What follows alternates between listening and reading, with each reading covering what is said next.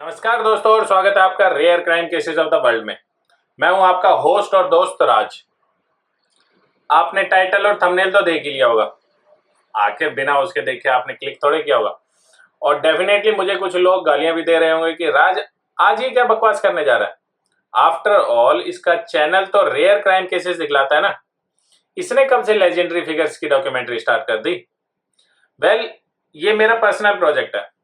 Plus recently में अभी India के अंदर कास्ट बेस्ड क्राइम थोड़ा ज्यादा ही बढ़ रहा है, तो मैंने सोचा कि उस लेजेंड की बात की जाए जिसने कास्ट बेस्ड डिस्क्रिमिनेशन के खिलाफ लड़ाई शुरू की थी और धीरे धीरे वो एक लेजेंड बन गए।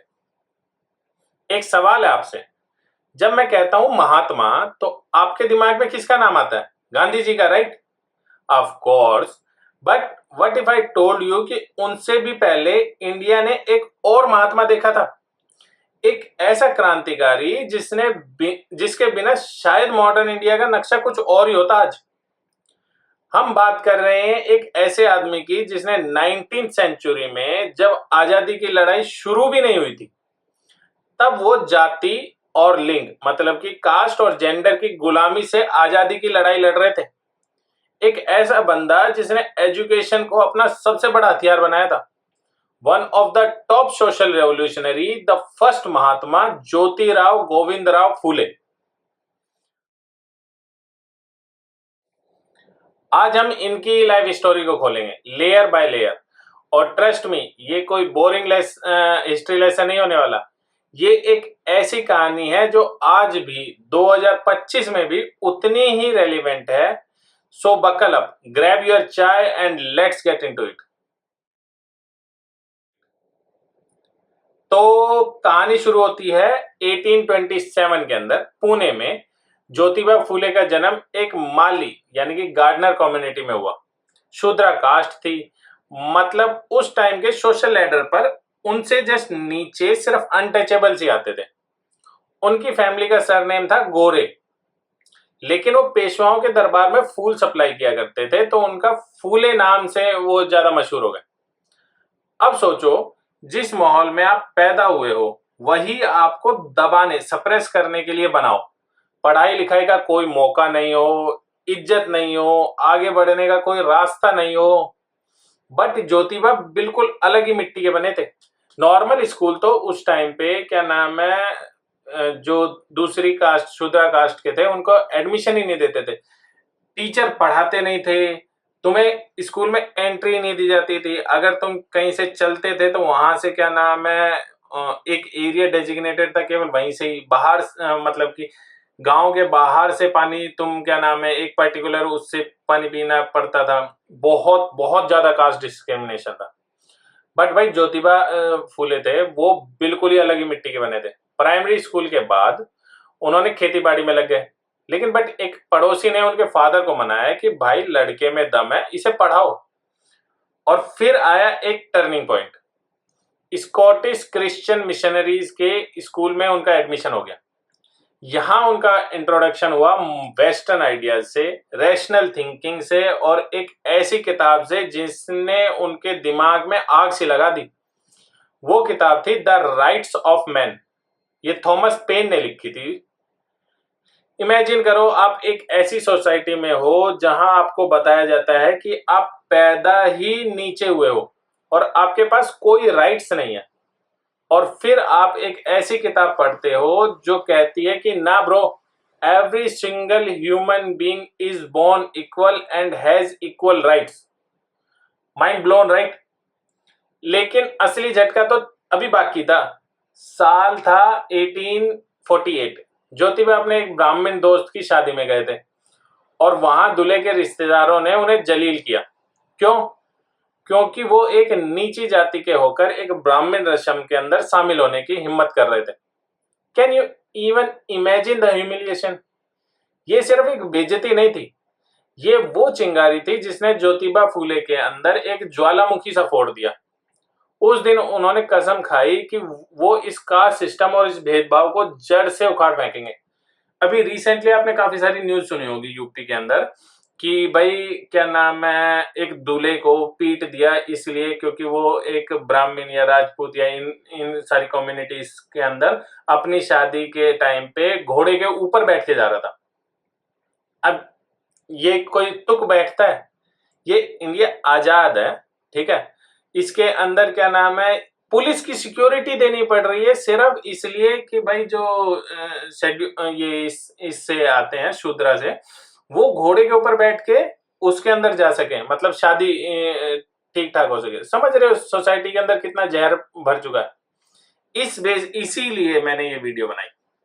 और इस क्रांति में वो अकेले नहीं थे कि भाई उनका जो सबसे बड़ा सपोर्ट सिस्टम था, उनकी पार्टनर, उनकी वाइफ सावित्रीबाई फुले।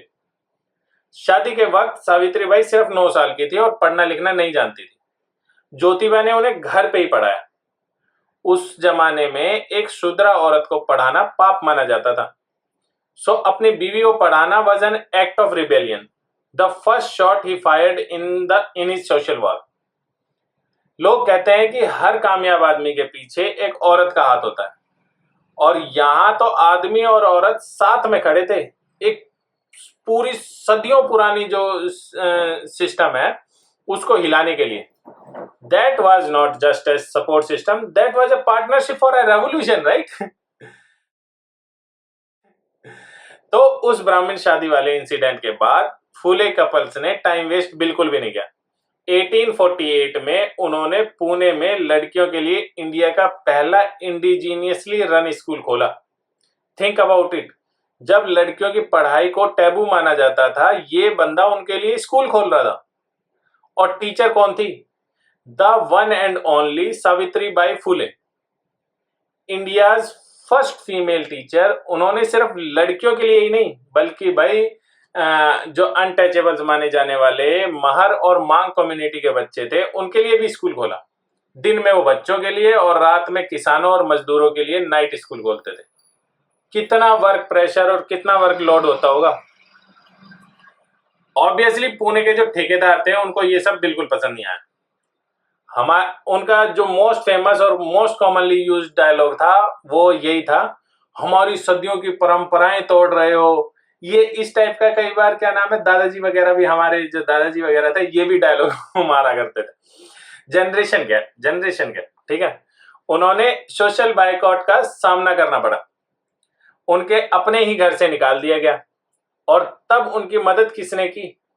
उनके मुस्लिम दोस्तों ने, जिनका नाम था उस्मान और फातिमा शेख ने। उन्होंने फूले कपल को रहने के लिए जगह दी और उनके स्कूल को चलाने में भी हेल्प की। Talk about interfaith solidity bro. आज जिस टाइप का माहौल चल रहा है उसमें वो इसी एकता को तोड़ने की कोशिश कर रहे हैं। आखिर जो कॉन्सेप्ट था ना, डिवाइड एंड रूल है, वो भले ही अंग्रेजों ने बनाया था कि डिवाइड एंड रूल वाला कॉन्सेप्ट, लेकिन ऐसा नहीं है कि आजादी के बाद वो ये कॉन्सेप्ट लेके चले गए। वो इंडिया के लोग, जो मिनिस्टर्स हैं, जो पॉलिटिशियंस हैं, वो इतने अच्छे तरीके से सीख गए हैं कि वो अब अंग्रेजों को सिखा सकते हैं कि भाई हम बताते हैं कैसे डिवाइड एंड रूल किया जाता है, ठीक है। तो वो कॉन्सेप्ट अभी न्यूज चैनल देख लो, कुछ भी देख लो, तुम्हें डिवाइड एंड रूल वाला कॉन्सेप्ट हर जगह चलेगा। तो वापिस आते हैं स्टोरी के ऊपर, वो मॉडर्न टाइप तो चलता ही रहता, ठीक है। अब फूले की स्कूल का जो करिकुलम था वो भी नॉर्मल पाठशाला वाला नहीं था, बिल्कुल रेवोल्यूशनरी था भाई। उन्होंने रट्टा मार संस्कृत श्लोकों की जगह उन्होंने मॉडर्न सब्जेक्ट्स को इंट्रोड्यूस किया, मैथ, साइंस, सोशल स्टडीज। गोल था क्रिटिकल थिंकिंग को पैदा करना। साथ में वो वोकेशनल ट्रेनिंग भी कराते थे, खेती, हेल्थ, छोटे मोटे उद्योग, ताकि स्टूडेंट्स जो हैं वो सेल्फ रिलायंट बन सके।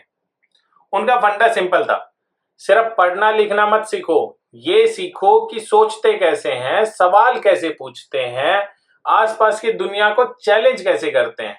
That was not just literacy, that was empowerment. फिर 1882 में आया हंटर कमीशन, ब्रिटिश गवर्नमेंट का एजुकेशन कमीशन था। फूले ने उन्हें एक मेमोरेंडम दिया जो आज भी एक मास्टरपीस है। उन्होंने सीधा सीधा ब्रिटिश पॉलिसी की धज्जियां उड़ा के रख दी। ब्रिटिशर्स कहते थे कि भाई हम अमीर और अपर कास्ट लोगों को पढ़ाएंगे और नॉलेज छन छन के, मतलब कि फिल्टर होके नीचे तक पहुंच जाएगी। इसे कहते हैं फिल्ट्रेशन थ्योरी। फूले ने कहा कि ये सब बकवास है भाई, कंप्लीटली बकवास, ये हमें मत ज्ञान दो। इससे सिर्फ ब्राह्मण्स का एडमिनिस्ट्रेशन पे कब्जा और मजबूत हो जाएगा। उन्होंने डिमांड की कि भाई जो प्राइमरी एजुकेशन है वो सबके लिए फ्री और कंपलसरी करो 12 साल की उम्र तक। उस टाइम पे 12 साल तक पढ़े लेना बहुत बड़ी बात होती थी। अमीरों की हायर एजुकेशन पे नहीं, गरीबों की प्राइमरी एजुकेशन पे पैसा खर्च करो। तीसरा जो उन्होंने डिमांड की थी वो था कि रूरल स्कूल के अंदर टीचर भी किसान जातियों के ही रखो। ठीक है, रिक्रूट जो किया जाएगा टीचरों को रूरल एरिया में, उसमें किसानों को ही रखो, क्योंकि अगर तुम किसानों को नहीं रखोगे और अपर क्लास की जातियों के लोगों को रखोगे तो वो छोटी क्लास की जातियों के बच्चों को स्कूल में घुसने ही नहीं देंगे, ना ही पढ़ाएंगे, ना ही वो एजुकेशन बच्चों तक पहुंचने देंगे। बेसिकली वो 1882 में राइट टू एजुकेशन और रिजर्वेशन की नींव रख रहे थे, जो आजाद इंडिया के संविधान का हिस्सा बनी। How cool is that, right? Education तो बस एक फ्रंट था। फूले ने समाज में फैले हर गंद पर डायरेक्ट अटैक किया। जैसे कि चाइल्ड मैरिज के खिलाफ भी उन्होंने आवाज उठाई, विधवा पुनर्विवाह, विडो रीमैरिज को भी सपोर्ट किया।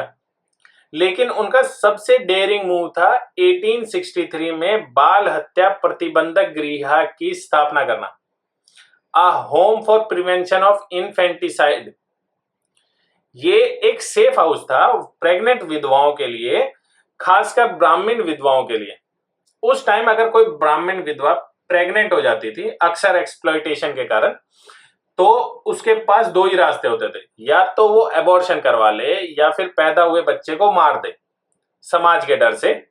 ठीक है, अब सोच के देखो कि जिसका एक्सप्लॉयटेशन हुआ है, ठीक है, इसका मतलब कि वो गरीब है, अमीर तो है नहीं। ठीक है, अब जिसका एक्सप्लॉयटेशन हुआ है उसका उस टाइम पे 1863 के अंदर अच्छे हॉस्पिटल नहीं है, जो मेडिकल फैसिलिटी है वो हर जगह अवेलेबल नहीं है। तुम सोच के देखो कितना पैसा लगता होगा उस टाइम पे एबॉर्शन वगैरह करवाने के लिए। तो ये तो ऑप्शन ऑलमोस्ट ना के बराबर ही था, और बच्चे को पैदा होने के बाद मार देना, ये तो भाई बहुत ज्यादा क्रूरल था, बहुत ज्यादा। फूले ने उन्हें एक तीसरा रास्ता दिया, इज्जत से जीने का। और जब उनके शेल्टर में एक ब्राह्मण विधवा के बेटे यशवंत का जन्म हुआ, तो फूले कपल जिसका उस टाइम पे कोई बच्चा नहीं था, उन्होंने उसे एडॉप्ट कर लिया और अपना बेटा बनाया। सोचो, जिस ब्राह्मण समाज ने उन्हें इतना जलील किया, उसी समाज की एक कलंकित मानी जाने वाली औरत और उसके बच्चे को अपनाना, it takes guts, it take a Mahatma to do that. मैं तो बिल्कुल नहीं कर सकता भाई, मैं इतना प्रेशर बिल्कुल नहीं झेल सकता। और उस बंदे ने उस टाइम पे, जिस टाइम पे ऑलमोस्ट सब उसके खिलाफ थे, उसकी वाइफ को छोड़ के और उसके कुछ दोस्तों को छोड़ के, है, उस बंदे ने इतना सब कुछ कर दिया। सही में वो महात्मा के टाइटल के लिए सही में थे। अपने इस मिशन को एक ऑर्गेनाइजेशन का रूप देने के लिए 1873 में फूले ने बनाया सत्य शोधक समाज, the society of truth Sikar. इसका मकसद क्लियर था, शूद्रा और अतिशूद्रा को ब्राह्मणवादी की मानसिक, सामाजिक और धार्मिक गुलामी से आजाद करवाना। जो सोसाइटी का रूल सिंपल था कि भगवान और इंसान के बीच में भाई कोई मिडल मैन नहीं है, कोई पंडित और कोई पुरोहित नहीं है। शादी, नामांकन, अंतिम संस्कार सब कुछ बिना ब्राह्मण और प्रीस्ट के होने चाहिए। मेंबरशिप जो थी उसकी सोसाइटी की, वो सबके लिए ओपन थी, चाहे वो हिंदू हो, मुस्लिम हो, ब्राह्मण हो, कोई भी हो। सावित्री बाई इसकी वुमेन्स विंग की हेड थी। लोगों तक अपनी बात पहुंचाने के लिए उन्होंने हर तरीका अपनाया। दीन बंधु नाम का न्यूज़पेपर उनकी आवाज बना, उसके आर्टिकल छपते थे, उनके आइडियाज छपते थे, वो दीन बंधु अखबार में छपते थे। बट उनका मास्टर स्ट्रोक था तमाशे का इस्तेमाल करना। तमाशा महाराष्ट्र का एक फ्लोक थिएटर फॉर्म है जिसे लो कास्ट एंटरटेनमेंट माना जाता था। फूले इसे पॉलिटिकल एजुकेशन के लिए हथियार बना दिया। सोच के देखो, जब 1873 या 1850s के आसपास का टाइम था, उस टाइम पे एजुकेशन तो बहुत बहुत कम थी लोगों के अंदर। तो तुम उनको आजादी या मतलब कास्ट और इन सब का मतलब समझा रहे हो। अभी अभी इंडिया के अंदर इतनी ज्यादा एजुकेशन है, इतने लोग पढ़े लिखे हैं, तब भी काफी सारे लोग अंधविश्वास के अंदर भरे पड़े हैं, ठीक है ना। कईयों का तो मैंने कई न्यूज सुनी है जिसके अंदर बच्चों को मार देते हैं ताकि कि तंत्र मंत्र और वो सब ड्रामे कर सकें, ठीक है। उस टाइम का टाइम सोचो, उस टाइम पे लोगों को ये समझाना कि भाई जो कास्ट है, हम सब ह्यूमंस इक्वल हैं वगैरह वगैरह, तो ये बहुत मुश्किल था। तो तमाशा जो था है, वो सबसे बेस्ट वो बन गया। इसीलिए लोग कहानियां बनाते, कहानी बना के तुम इजीली दूसरे को समझा सकते हो जो पढ़ा लिखा नहीं है, जो उस लेवल पे नहीं सोच सकता। उसके तमाशे में म्यूजिक, ड्रामा और सटायर के जरिए ब्राह्मणिकल जो सुपियोरिटी थी उसका मजाक उड़ाया जाता था। पुरानी कहानियों को एक्सप्लॉइटर के खिलाफ रीटेल किया जाता था और गांव के लोगों को जागरूक किया जाता था। एंटरटेनमेंट, लिटरली वो एंटरटेनमेंट के जरिए क्रांति लाने की कोशिश कर रहे थे। और इसके बीच में जो सबसे बड़ा बैरियर था वो है इलिटरेसी। और जो ये तमाशा था, जो एंटरटेनमेंट था, उसने ये इलिटरेसी के जो हर्डल था इसको बाईपास कर दिया। Genius, right. फूले सिर्फ एक एक्टिविस्ट भी नहीं थे, ठीक है, वो थे बहुत बहुत बहुत ही ज्यादा अच्छे राइटर भी। उनकी किताब उनके आंदोलन की इंटेलेक्चुअल बॉम्ब थी।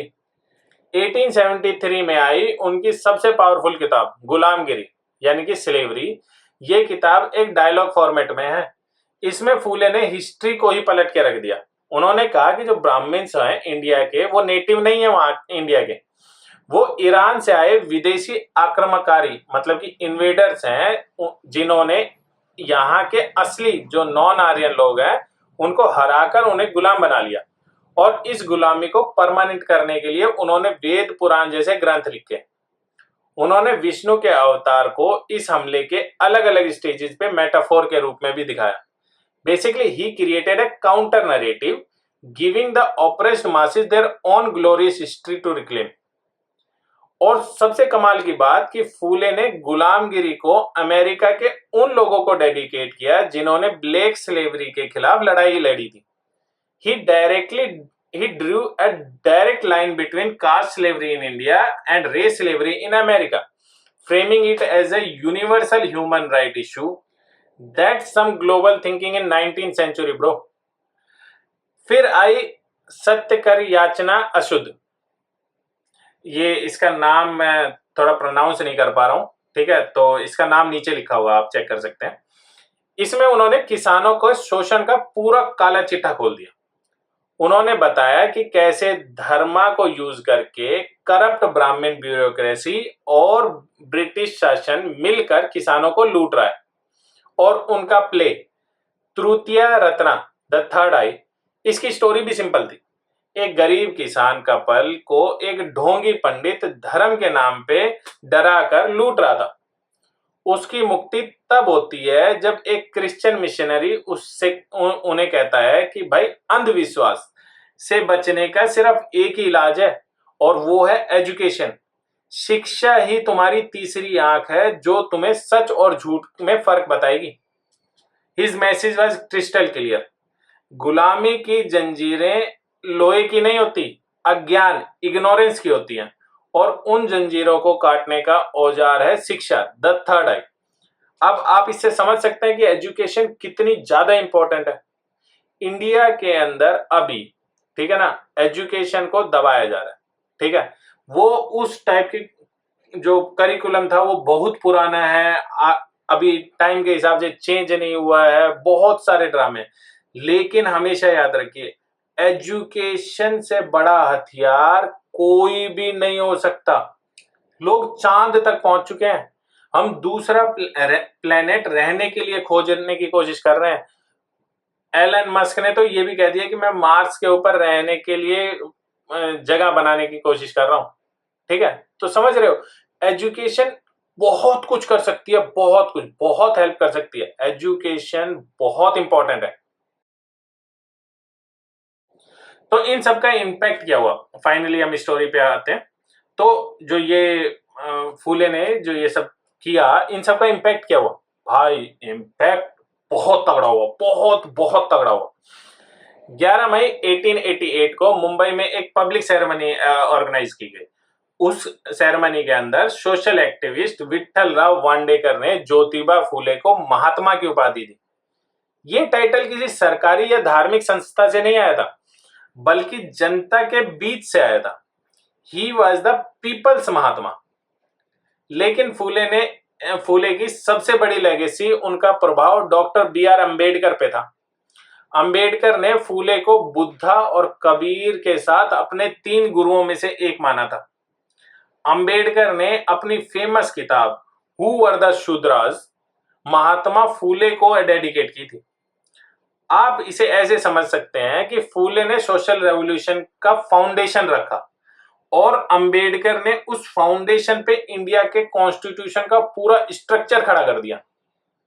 फूले की लिबर्टी, इक्वलिटी एंड फ्रेटर्निटी की फिलॉसफी अंबेडकर के बनाए संविधान की आत्मा बनी है।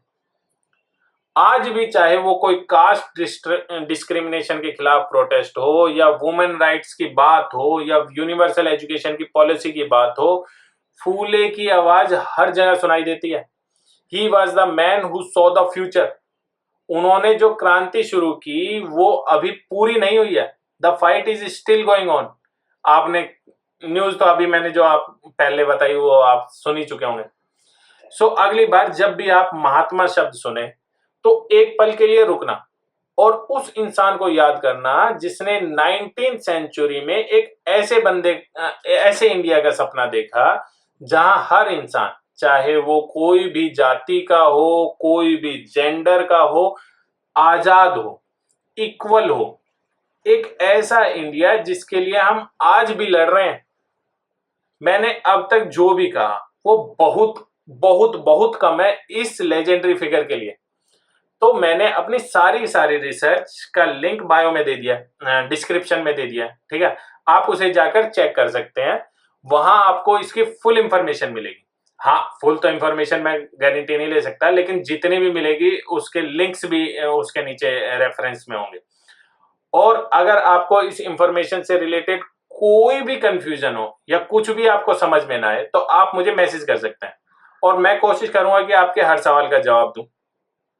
अगर मुझे सवाल का जवाब नहीं आता होगा तो मैं उसकी रिसर्च करूंगा और फिर आपको जवाब दूंगा। थोड़ा टाइम लग जाएगा लेकिन मैं उसका जवाब आपको जरूर दूंगा।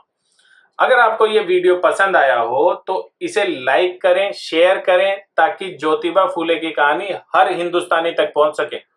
और रेयर क्राइम चैनल को सब्सक्राइब करना ना भूलें। मैं मिलूंगा आपसे अगले एपिसोड में, तब तक के लिए सोचते रहिए, सवाल करते रहिए। जय हिंद।